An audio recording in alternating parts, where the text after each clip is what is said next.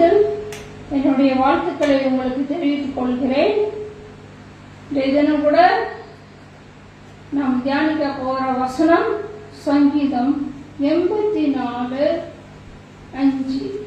2-5 இரண்டாவது வசனம் வாசிக்கலாம். என் ஆத்துமா கர்த்தருடைய ஆலய பிரகாரங்களின் மேல் வாஞ்சையும் தவனமுமாயிருக்கிறது.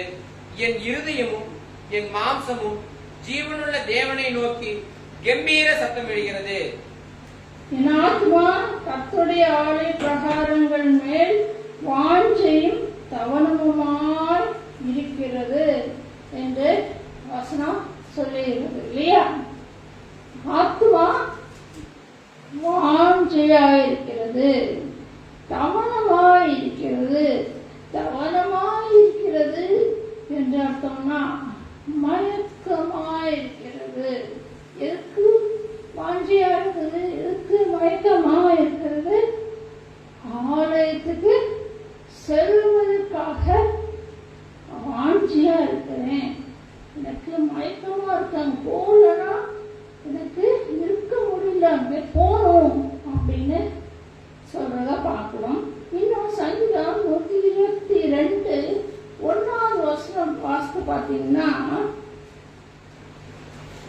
கர்த்தருடைய ஆலயத்திற்கு போவோம் வாருங்கள் என்று எனக்கு அவர்கள் சொன்ன போது மகிழ்ச்சியாய் இருந்தேன். I was glad when they said to me, come to the house of the Lord. இல்லையா? ஆலயத்துக்கு போவோம் என்று சொன்ன உடனே என்னாச்சு? மகிழ்ச்சியா இருந்தது என்று தாவீது சொல்கிறத பார்க்கிறோம்.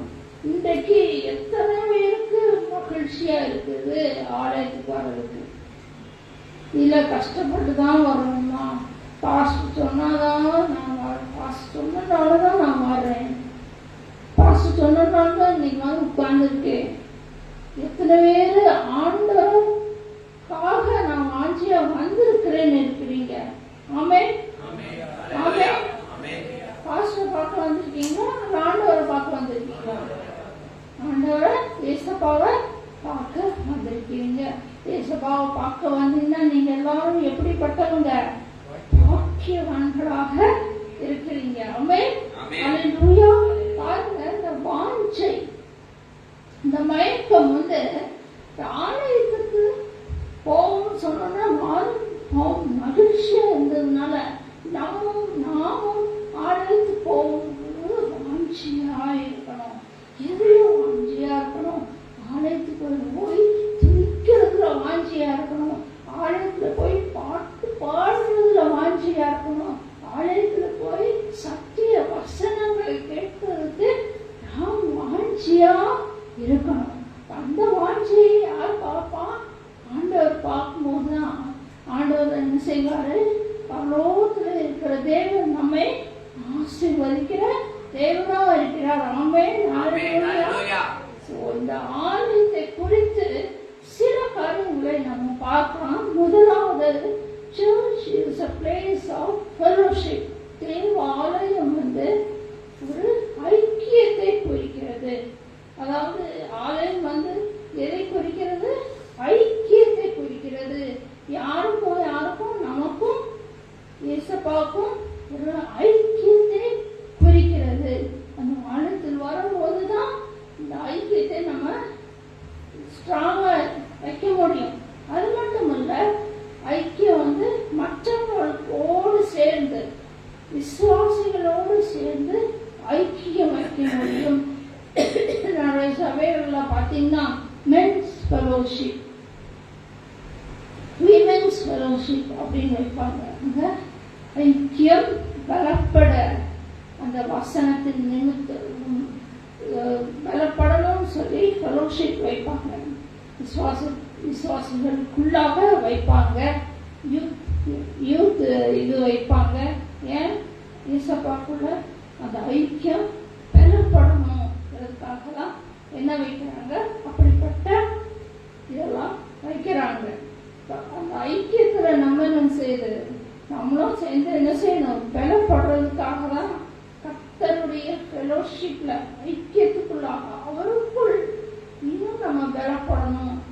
வளரணும், அவரை சேவிக்கணும் என்கிறதுக்காக தான் அந்த ஐக்கியத்தை பலப்படுத்தலாம் தாவனத்துக்கு நம்ம வருகிறோம். ஆமென், அல்லேலூயா.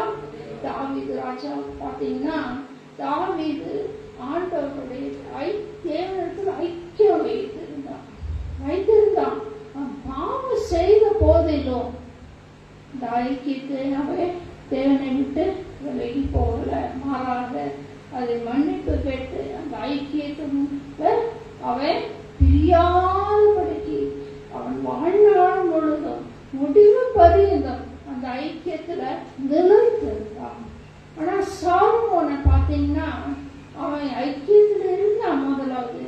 ஆனா அந்த விக்கிரக ஆராதனை செய்கிற அவனுடைய மனைவிகள் என்னாச்சு, அவங்களால அவன் விக்கிரக ஆராதனை செய்ததுடைய ஆண்டவர் 2 தடவை மனத்தை கொடுத்தாரு. கொடுத்த போதிலும் அவன் என்ன செய்தான், மனம் திரும்பாதபடினால அந்த ஐக்கியம் என்னாச்சு, அந்த ஐக்கியத்துல கர்த்தருடைய ஐக்கியத்துல நிலைத்து நிற்க முடியவில்லை. இன்றைக்கு நம்முடைய ஐக்கியம் எப்படி இருக்கணும், காத்து கொள்ள வேண்டும். ஒருபோதும் அவர் விட்டு நம்ம என்ன செய்யக்கூடாது, விலகி போகக்கூடாது, அவரை விட்டு மாறி விடக்கூடாது. அந்த ஐக்கியத்தில் நம்ம என்ன செய்யணும், காத்து கொள்ள வேண்டும், உறுதியாய் இருக்க வேண்டும். அந்த ஐக்கியத்துல நம்ம நிலைத்து இருக்கணும்னா என்ன செய்யணும் அப்படின்னு பாத்தீங்கன்னா, முதலாவது பாத்தீங்கன்னா, நான் கர்த்தருடைய ஆலயத்தில் தங்கி இருப்பதே நாடுவேன் சொன்னது மாதிரி நமக்கும் என்ன செய்யற, ஐக்கியத்துல ஆண்டவருடைய ஐக்கியத்துல நான் எப்பொழுதுமே தங்கி இருப்பதை நாடுவேன் அப்படின்னு சொல்ல. தங்கி இருக்கணும்னா அந்த ஐக்கியமாகல நம்ம தங்கி இருக்கணும்னா நம்முடைய இருதயத்துக்குள்ளாக என்ன இருக்கணும், பாவம் இருக்கக்கூடாது, உலக காரியங்கள் இருக்கக்கூடாது. உலக காரியங்கள் இருந்தால் பாவம் இருந்தால் அந்த ஃபெலோஷிப் என்ன ஆகும், கட்டாயிடும். மாறாக அவருடைய பிரியமான காரியங்கள் இருக்கணும். பரிசுத்தமா நம்ம இருக்கும் போதுதான் அந்த ஐக்கியத்தை என்ன செய்ய முடியும், காத்துக்கொள்ள முடியும். 2வது பாத்தீங்கன்னா, வாசிக்கலாம் எபிரேயர் 10:25. எபிரேயர் 10:25 வாசிக்கலாம். சபை கூடி வருதலை சிலர் விட்டு விடுகிறது போல நாமும் விட்டு விடாமல் ஒருவருக்கொருவர் புத்தி சொல்ல கடவோம். போதும். சபை கூடுதலை என்ன செய்யக்கூடாதா, விட்டு விடக்கூடாது. சபை கூடுதலை விட்டு விடாதபடிக்கு இருந்தாதான் இந்த ஐக்கியம் என்ன செய்யும், விடாதபடிக்கு காத்து கொள்ள முடியும். 3வது காரியம் அப்படி பாத்தீங்கன்னா, அதாவது சபைக்கு வாஞ்சியோட வரணும் பார்த்தோம். எப்படி வாஞ்சியோட வரணும், அவரோடு ஐக்கியப்பட்டு ஜெபிக்கணும். அவருடைய வார்த்தைய நம்ம காத்து கொள்ளும் போது அந்த ஐக்கியம் என்ன செய்யும், அந்த ஐக்கியத்தை விட்டு நம்ம விலகி போக முடியாது. 3 காரியங்கள் நான் சொல்லியிருக்கேன். 3 காரியம் நமக்குள்ள இருக்கும்போது அவருடைய ஐக்கியத்தை விட்டு நம்ம என்ன செய்ய முடியாது, விலகி போக முடியாது. 2வது காரியம், சபை ஆராதனை செய்யும் இடம். Church is a place of worship. சரியா, ஆராதிக்கிற இடமாக காணப்படுகிறது. வாசிக்கலாம் யோவான் 4:24.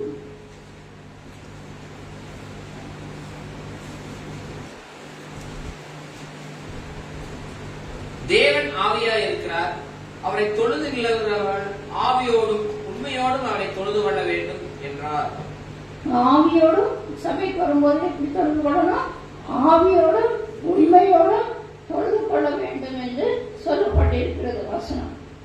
ஆவியோடும் அப்படின்னு சொன்னா என்ன அர்த்தம்னா, ஆவியில நம் உள்ளத்தின் ஆழத்திலிருந்து அவருடைய ஐக்கியத்துக்குள்ளாக இருந்து நாம் என்ன செய்ய வேண்டும், அவரை ஆராதிக்க வேண்டும்.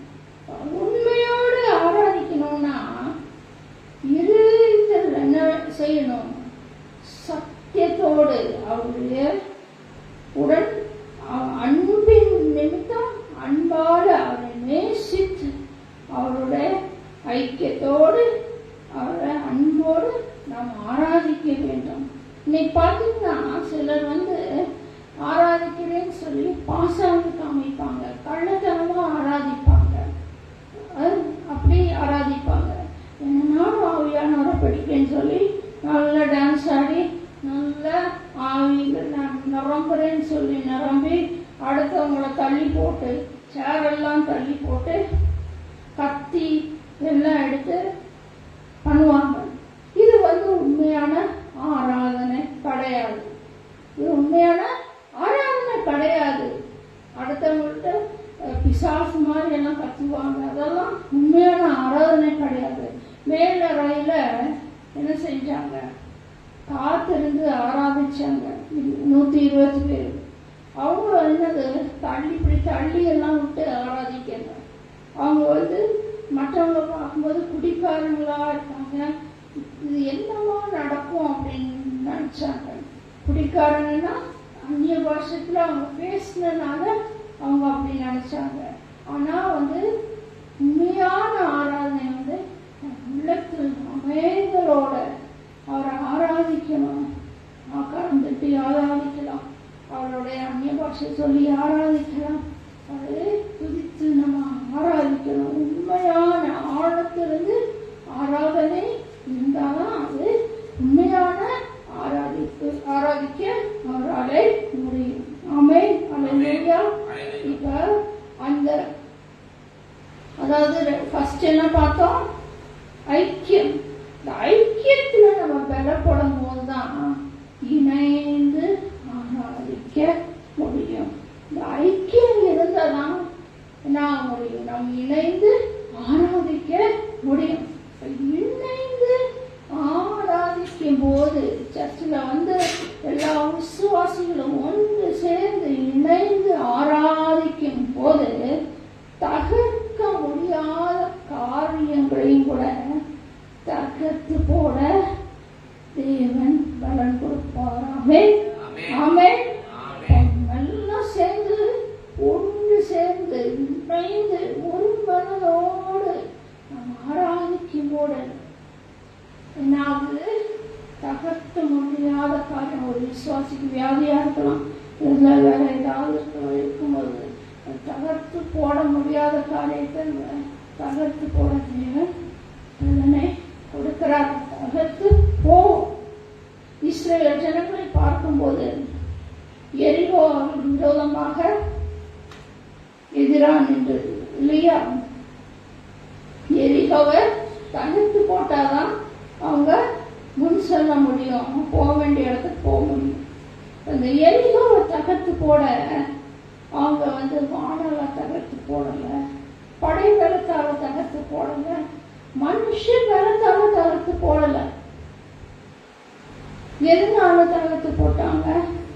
ஆராதனை தான் ஆயுதமாக காணப்பட்டது, அதுதான் ஆயுதமாய் இருந்தது இல்லையா? என்ன செய்யறாங்க? இஸ்ரவேல் ஜனங்கள் எல்லாம் ஒன்று போடுறாங்க, ஒன்று சேர்றாங்க. நீட்டி ஒரு மனதோடு ஒன்று சேர்றாங்க. ஒன்று சேர்ந்து சத்தமாக ஆர்ப்பரிக்கிறாங்க, துதிக்கிறாங்க. ஒன்று சேர்ந்து விசுவாசத்தோடு ஆராதிக்கிறாங்க, ஆர்ப்பரிக்கிறாங்க, துதிக்கிறாங்க. அப்படி ஒன்று சேர்ந்து ஒரு மனதோடு துதித்தனால என்னாச்சு? அலங்கம், எரிகோ அலங்கம் தகர்க்கப்பட்டது. ஆர்ப்பரிப்போம், ஆர்ப்பரிப்போம், அலங்கடி மறையா பறிப்போம்.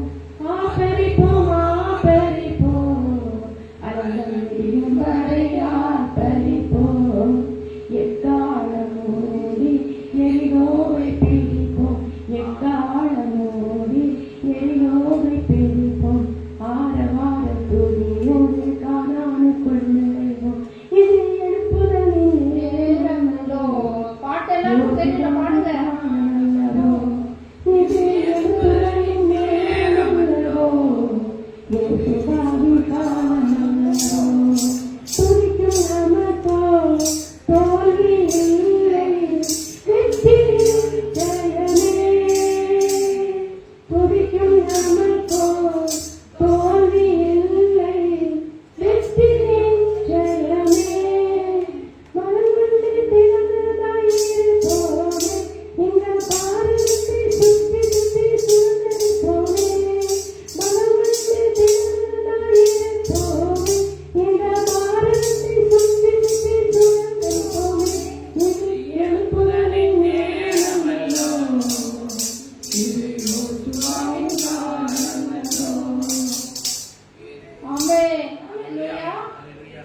சரியா? ஆர்ப்பரிக்கும் போது அழகம் விழுகிறது. ஒருவேளை உங்களோட வாழ்க்கையில கஷ்டங்கள், துன்பங்கள், பாரங்கள், வியாதிகள், பல காரியங்கள் இருக்கு இல்லையா? கஷ்டங்கள் சொன்னா ஒரு கஷ்டம் இல்லை, நிறைய கஷ்டங்கள். ஒரு ஆட்களுக்கு ஒரு விதமான கஷ்டங்கள் இருக்கு. கஷ்டங்கள் இருக்கும்போது ஒண்ணு ஆலயத்தில் வந்து கூடி ஜெபிக்கலாம்.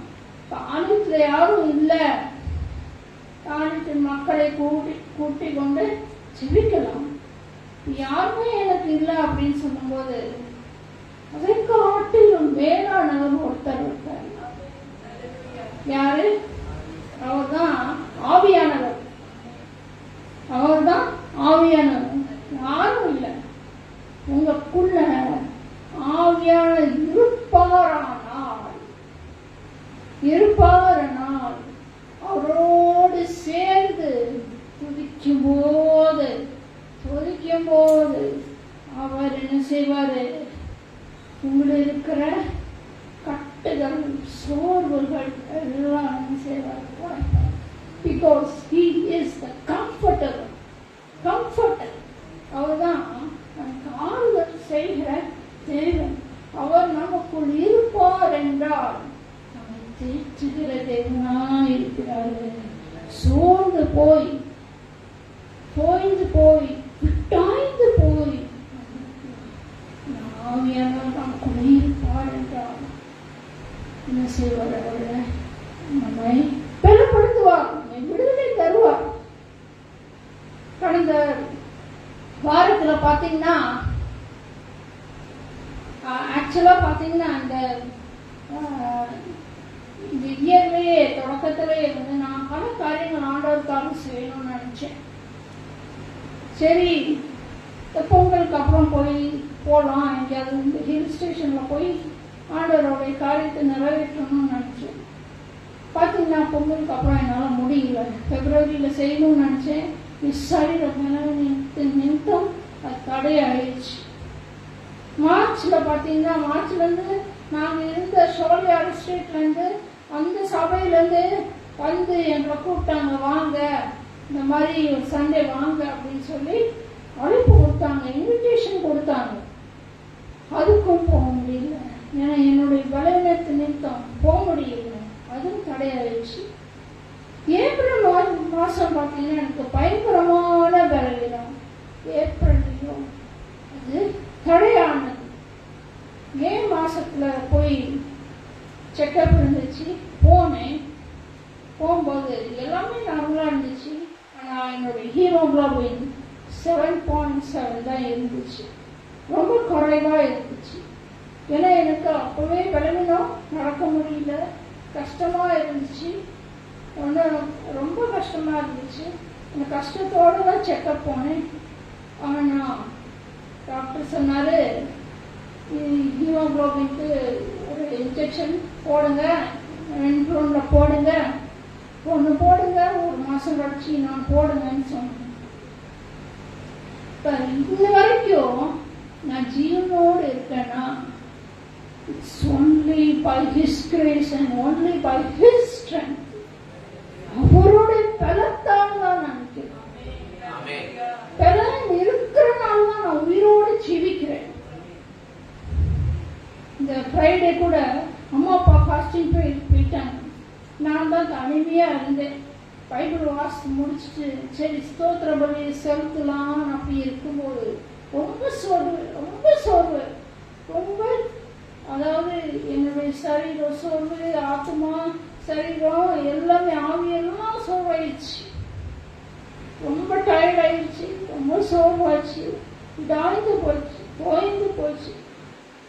சத்துவம் இல்லாம ரொம்ப கவலையாக மாறிச்சு. இவ்வளோ வருஷம் இந்த பலவீனத்துல வந்து எனக்கு விடுதலை இல்லையே அப்படின்னு சொல்லி சத்துவம் இல்லாம அப்படியே இருந்தேன். சரி சோத்திரப்படி செலுத்தலாங்கிற நேரத்துல ஆவியானவர் வந்து நம்மோட பேசினார். ஆவியானவர் வந்து எனக்கு தேய்ச்சினாரு, எனக்கு பலனை கொடுத்தாரு. எப்படி பலனை கொடுத்தாரு? 2 வசனங்களை கொடுத்து என்னை பலப்படுத்தினாரு. என்ன வசனம் அப்படின்னு பார்த்தீங்கன்னா 2 கொரிந்தியர் 4:16. புறம்பான மனுஷனானது அழிந்தும் உள்ளான மனுஷனானது நாளுக்கு நாள் புதிதாகிறது. Though our outward man perish, yet the inward man is renewed day by day.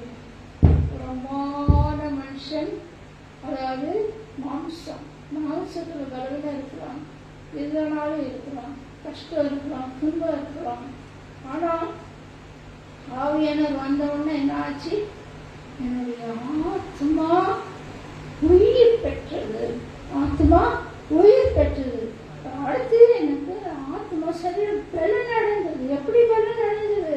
அடுத்த ஒரு வசனத்தை கொடுத்தாரு. 2 கொரிந்தியர் 12:9. My grace is sufficient for thee, for my strength is made perfect in weakness. என்ன கொடுத்தாரு? தமிழ்ல என்னது சொல்லுங்க. அதற்கு அவர், என் கிருபை உனக்கு போதும், பலவீனத்திலே என் பலன் பூரணமாய் விளங்கும் என்றார். கொடுத்து இந்த 2 வசனங்களை கொடுத்து என் ஆத்மாவை சமாதானப்படுத்தி என்னை பலப்படுத்தி என்ன செய்தார்கள்? உற்சாகப்படுத்தினார். அவனோட நீர் என் கூட இருக்கீங்க, ஏசப்பா என் கூட இருக்கீங்க, நீங்க பலப்படுத்துறதுக்கு என் கூட இருக்கீங்க.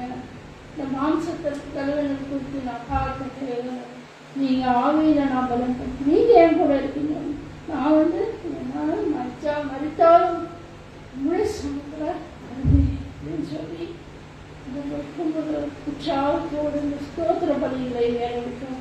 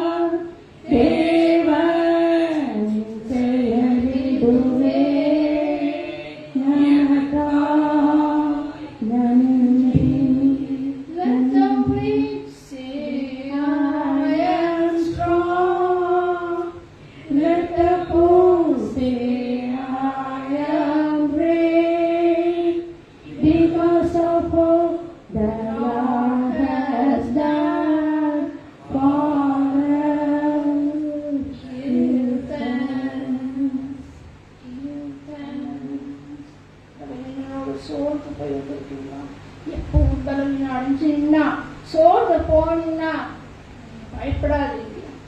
ஆவியானவர் உங்களோட இருக்கிறாரு. ஆவியானவர் பார்க்கும்போது ஆவியானவர் என்ன செய்வாரு? உங்களை தேய்ச்சுவாரோ ஆற்றுவாரோ வசனத்தை கொடுத்து என்ன செய்வாரு? நீட்டிப்பார், பலப்படுத்துவார். ஆமென், அல்லேலூயா. அடுத்தது பாத்தீங்கன்னா search is a place of giving, கொடுப்பது. சர்ச்சுக்கு தான் என்ன செய்ய முடியும்? கொடுக்க முடியும். எதை கொடுக்க முடியும் அப்படின்னு பாத்தீங்கன்னா முதலாவது இருதயத்தை தாழ்த்தி ஒப்பு கொடுக்க முடியும். இதயத்தை தாழ்த்தி ஒப்பு கொடுக்க முடியும். அங்கதான் சர்ச்சில் தான் கொடுக்க முடியும். வேற எங்கேயும் போய் ஆபீஸ்ல போய் வேற எங்கேயாவது போய் சர்ச்சிலையோ கொடுக்க முடியாது. இதயத்தை தாழ்த்தி சர்ச்சில் கொடுக்கும் போதுதான் அங்க விடுதலை உண்டாகும், ரட்சிப்பு உண்டாகும். ஆமென், அல்லேலூயா. லூக்கா 18ஆம் அதிகாரத்துல பாத்தீங்கன்னா அங்க ஒரு பேரபிள் இருக்குது, ஊமை சொல்லப்பட்டிருக்கிறது. அதாவது பரிசேயன் ஆயக்காரன் 2 பேரும் எங்க போறாங்க? தேவாலயத்துக்கு போறாங்க. பரிசேயன் என்ன சொல்றான் அப்படின்னு பாத்தீங்கன்னா, அது வாசிக்கலாமா? பரிசேயன் என்ன சொல்றான்? 18 லூக்கா 18:11-12. பரிசேயன் நின்று, தேவனே, நான் பரிகாரர், அநியாயக்காரர், விபச்சாரக்காரர் ஆகிய மற்ற மனுஷரைப் போலவும் ம். இந்த ஆயக்காரனைப் போலவும் இராததினால் உம்மை ஸ்தோத்தரிக்கிறேன். ம். வாரத்தில் 2 தரம் உபவாசிக்கிறேன். ம். என் சம்பாத்தியத்தையெல்லாம் தசமபாகம் செலுத்தி வருகிறேன் ம். என்று ம். தனக்குள்ளே ஜெபம் பண்ணினான். ஜெபம் பண்ணிடலாம். அதாவது பரிசேயன் வந்து நாளைக்கு பொண்ணு எப்படி ஜெபம் பண்ணான்னு பார்த்தீங்களா? வாசித்து கேட்டீங்களா? இப்ப இனி ஆயக்காரன் என்ன செய்தான் பாருங்க, வாசிக்கலாம். ஆயக்காரனுடைய ஜெபம் எப்படிப்பட்டதா இருந்தது? அடுத்து வாசிங்க. ஆயக்காரன் தூரத்திலே நின்று ஆ. தன் கண்களையும் வானத்திற்கு ஏறெடுக்க துணியாமல் ம். தன் மார்பிலே அடித்துக் கொண்டு, தேவனே, பாவியாகி என் மேல் கிருபையாயிரும் என்றான். அவன் பாவியாகிய என்மேல் கிருபையாயிரும் கிருபையாய் இறங்கும் என்று அவன் சொன்னான். பாவியாகிய என்மேல் கிருபையாயிரும். இப்ப யாருடைய ஜெபம் அங்கீகரிக்கப்பட்டது? பரிசேயனோட ஜெபமா, டாக்ஸ் கலெக்டரா?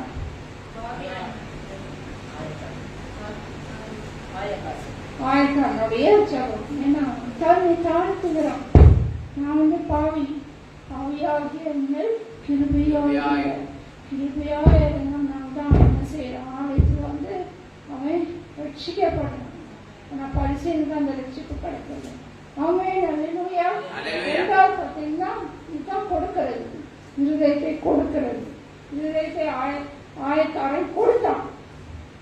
ஆனா பரிசேயன் தன் இருதயத்தை முழுமையாக கொடுக்கல. ஆயக்காரன் போலதான் எப்பொழுதும் ஆண்டவருக்கு கொடுக்கிறவர்களாக இருக்கிறோம். ஆமென், அல்லேலூயா. அல்லேலூயா. இரண்டாவது காரியம் பாத்தீங்கன்னா, அதாவது சில பாரங்கள் நம்ம இறக்கி வைக்கிற ஆலயத்துலதான் இறக்கி வைக்க முடியும். சில சமயம் பாத்தீங்கன்னா அண்ணா பெண்ணினா காரியத்தை நம்ம பார்க்கும்போது, அண்ணா பெண்ணினா இருக்கும்போது அந்த அண்ணா வந்து பாரத்தை இறக்கி வைக்க முடியல. எப்போ பார்த்தாலும் அந்த பெண்ணினா வந்து அண்ணாவை ஹர்ட் பண்ணிட்டே இருந்தான். அவர் எப்பவுமே பொறாமைப்பட்டுட்டே இருந்தான். அதனால அந்த அண்ணாக்கு என்ன ஆகுது? அந்த பாரத்தை இறக்கி வைக்க முடியாம கவலைப்பட்டு கஷ்டமா இருந்தான். ஓடதான் காணப்பட்டான். ஆனா எப்ப ஆலயத்துக்கு வந்து அது இந்த பேர்டனை தேவனிடத்தில் ஊற்றினாலோ இந்த பேர்டன் அவளுக்கு வந்து மாறி போயிடுச்சு. திரும்பி போகும்போது அவ துக்கமுகத்தோடு போற, என்னது துக்கமுகத்தோடு போற, தைரியத்தோடு போறா. இல்ல தேவன் பார்த்துக் கொள்வா என்ற தைரியத்தோட ஆலயத்துலதான் என்ன செய்ய முடியும்? சில சமயம் உங்க வீட்லயோ, ஹஸ்பண்ட் இருக்கிற நேரத்துலயோ, ஒய்ஃப் இருக்கிற நேரத்துலயோ போருக்கு இறக்கி வைக்க முடியாது. ஆலயத்துல வந்து அதுல என்ன செய்ய முடியும்? இறக்கி வைக்க முடியும். மூன்றாவது காரியம் பார்த்தீங்கன்னா, ஆலயத்துலதான் என்ன செய்ய முடியும்? கொடுக்க முடியும். வாசிக்கலாம். மல்கியா 3:10. என் ஆலயத்தில் ஆகாரம் உண்டாயிருக்கும்படி தசம பாகங்கள் எல்லாம் பண்டகத்தாலே கொண்டு வாருங்கள்.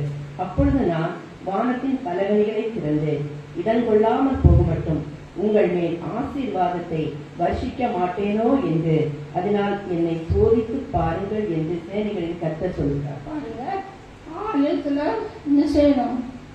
நம்ம ஃபர்ஸ்ட் ஃப்ரூட்ஸை கொடுக்கணும். நம்ம தசமபாகத்தை கொடுக்கணும். நம்ம எல்லாமே ஆலயத்தில் கொடுக்கும்போது என்ன செய்ய முடியும்? நமக்கு ஆசீர்வாதம் கிடைக்குது இல்லையா? ஆலயத்துல தான் கொடுக்கணும் இல்லையா? ஒரு சமயம் பார்த்தீங்கன்னா, நான் ஒரு 1000 ரூபா ஒரு ஊழியத்துக்கு கொடுக்கணும்னு சொல்லி அப்படியே வச்சிருந்தேன். அப்படியே வச்சிருந்தது இன்னும் கொடுக்க முடியல. ஏன்னா அவங்கள பார்க்க முடியல, வந்தாதான் கொடுக்க முடியும் அப்படின்னு சொல்லி அந்த 1000 ரூபா அப்படியே வச்சிருந்தேன். நான் அதுக்கு முன்னாடி பார்த்தீங்கன்னா ஒருத்தங்க வந்து எனக்கு 1000 ரூபா தராங்க, எனக்கு 1000 ரூபா தந்தாங்க. இப்போ ஆண்டவர் எனக்கு உணர்த்தினாரு, பாரு நீ இல்லத்துல கொடுக்கணும்னு நினைச்சு 1000 ரூபா கொடுக்கறதுக்கு முன்னாடியே இது எனக்கு அந்த 1000 ரூபாய் ரிட்டர்ன் ஆகுது. இதை நான் ஃபீல் பண்ணேன். சொல்லலாம், நம்ம கொடுக்கும்போது நமக்கு திரும்ப அது பலனாக பிளஸ்ஸிங்காக நமக்கு கிடைக்கும். பாவைக்கு நம்ம என்ன செய்யணும், கொடுக்க வேணும். அப்படி முழு மனதோடு நம்ம கொடுக்கணும். அறகுறையாக நம்ம கொடுக்கக்கூடாது. முழு மனதோடு கொடுக்கும்போது தான் அந்த ஆசீர்வாதமாக மாறுகிறது. நான் அன்பாக பார்த்தீங்கன்னா search is a place of prayer. ஜெபிக்கிற இடம் தான் ஆலயம். வாசிக்கலாம் மத்தேயு 18:20.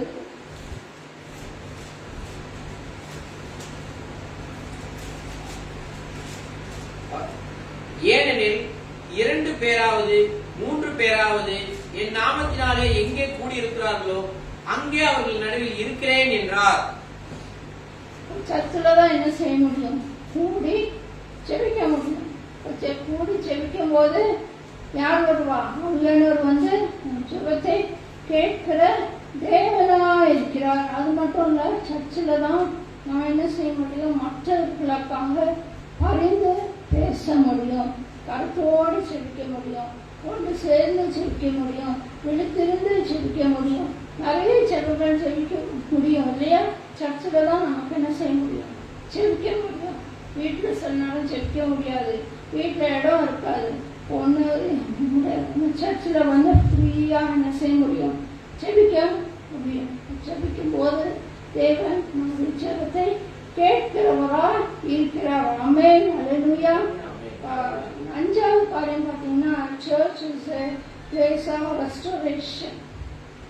அது நம்மளை ரிஸ்டோர் பண்ணுது. நம்ம எது இழந்து போனோமோ சர்ச்சில் பண்ணும்போது அது என்னது, ரிஸ்டோர் பண்ணுறாரு. அதாவது சபையை பார்த்தீங்கன்னா அவன் ரட்சிக்கப்பட்டவன் தான், ஆனால் அவன் வந்து ஒரு டேக்ஸ் கலெக்டராக இருக்கிறான்.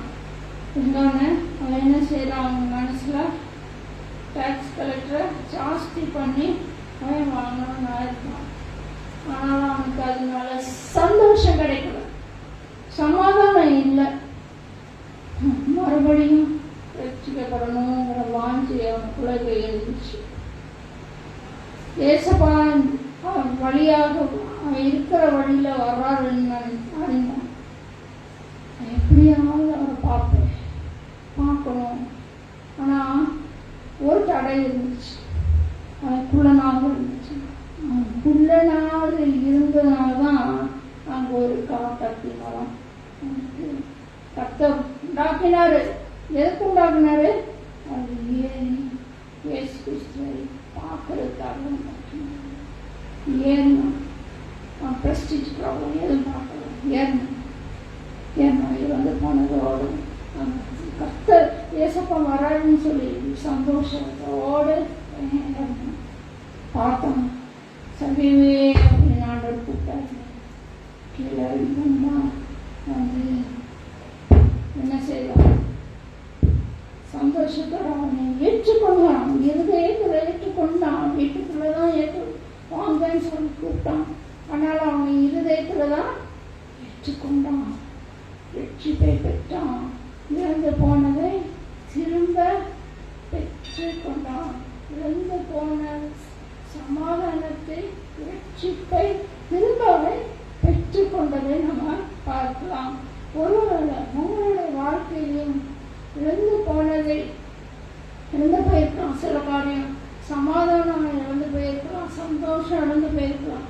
ஏதோ இழந்து போய் நீ சபையில வந்து இருக்கும்போது ஜெபிக்கும் போது ஆண்டவர் வந்து பார்க்கிறாரு. அது உங்களுக்கும் ஆண்டவருக்கு மட்டும்தான் என்ன இழந்து போனீங்கன்னு தெரியும். அவருக்கு தான் தெரியும், மற்றவங்களும் தெரியாது என்ன இழந்து போனாங்க. உங்க மனசை யாருக்கு மட்டும்தான் தெரியும், கர்த்தருக்கு மட்டும், ஏசப்பாக்கு மட்டும்தான் தெரியும். அவருக்கு தான் தெரியும் உங்களுக்கு என்னத்தை ரிஸ்டோர் பண்ணணும், திரும்ப அதில் விடுதலை தரணும்னு அவருக்கு மட்டும்தான் தெரியும். He renovates your soul, he restores your soul. அதாவது நீங்க உங்க சோல் இருக்கிற பலவீனங்கள், அதாவது போது எப்படி ஆண்டவர் உங்களை சமாதானத்தை கொண்டு வந்து உங்களை அதிலிருந்து விடுதலை தரணும்னு அவருக்கு மட்டும்தான் தெரியும். இப்படியாக அவர் என்ன பண்றாரு, வந்து போனதை திரும்ப தருகிற இருக்கிறார். சபையை போல நீங்க எதை இழந்தீங்களோ அது உங்களுக்கு திரும்ப தருகிற தேவனா இருக்கிறார். 5வது காரியம் பார்த்தீங்கன்னா, church is a place of ministry. ஊழியம் செய்கிற இடமா இருக்கிறது. எப்படி அப்படின்னு பார்த்தீங்கன்னா, உங்களுடைய சாட்சி பகிர்ந்து கொள்ளலாம், ஆலயத்தில் பகிர்ந்து கொள்ளலாம். பகிர்ந்து கொள்ளும்போது எல்லாரும் கேட்பாங்க. கேட்டுட்டு மற்றவங்க வந்து வச்சிருப்பாங்க மனசுல, யாருக்காவது தேவைப்பண்ணா அதை ஷேர் பண்ணுவாங்க. அதை ஷேர் பண்ணும்போது அந்த ஊழியம் ஷேர் பண்ணும்போது என்ன ஆகும், அவங்களுக்கும் அது பலன் அடையும். ஆமே, இதுதான் கடைசியாக 7வது காரியம், church is a place of spiritual growth. ஆலயத்துல தான் வளர முடியும், வேற எங்கும் போய் வளர முடியாது. ஆலயத்துல தான் வளர முடியும். ஆவிக்குரிய ஜீவிய வளர்ச்சி சபையில் வரும்போது தான் என்ன செய்ய முடியும், வளர முடியும். ஒருவேளை அதாவது உங்களுடைய இருதயம் வந்து பழி அருகே உள்ள இதயம் போல இருக்கலாம். அதாவது விதைத்த விதை பறவைகள் சாப்பிட்டது போல அது மாதிரி இருக்கலாம். அப்படி எம்டியான இதயத்தோட சர்ச்சை கொள்ளுவோம். எம்டியான இதயத்தோட வரும்போது உங்களுடைய இருதயத்தில் வசனத்தை கேட்டு அந்த இருதயத்துக்குள்ளாக வாசனம் ஃபீல் ஆகும்போது என்ன ஆகும், ஆவியில வாழ முடியும். ஒருவேளை கவலையோட வரலாம், கவலையான இருதயத்தோட வரலாம். சர்ச்சில் வரும்போது இந்த கவலையை விட்டு இந்த வசனம் கேட்டு அந்த வசனம் இருதயத்தில் ஃபீல் ஆகும்போது கவலை மாறி கர்த்தருக்குள் வளர முடியும். அடுத்து பார்த்தீங்கன்னா, அடுத்தது என்னது, நொறுக்கி போடுறாங்க. அதாவது நொறுக்கி போடுறவங்க எல்லாரும் என்ன செய்யறாங்க, ஹர்ட் பண்றாங்க. உலகமே ஹர்ட் பண்ணுது, வீட்டில் ஹர்ட் பண்றாங்க. இதயம் நொறுக்கப்படுது. இதயத்தோடு வரும்போது வசனம் கேட்கும்போது அது ஃபில் ஆகும்போது என்ன ஆகுது, நிரம்பி வளர முடியுது. இந்த 3 இதயம் வளரும் போது 30, 60, 100 சொல்லி வளர்ந்து கர்த்தருக்கு கனியை கொடுக்க முடியும். கடைசியாக நான் சொல்ல விரும்புகிறேன் என்றால், நம்முடைய ஃபெலோஷிப் வந்து ஒருபோதும் விட்டு விலகக்கூடாது, ஒருபோதும் விட்டு விலகாத படிக்கும். அந்த ஃபெலோஷிப்ல நிலைத்து இருக்கும்போது தான் இப்படிப்பட்ட காரியங்களை நாம் நினைத்திருந்து நாம் பரலோக பாக்கியத்தை பெற முடியும். இப்படியாக பெற நாம் ஜெபிக்கலாமா?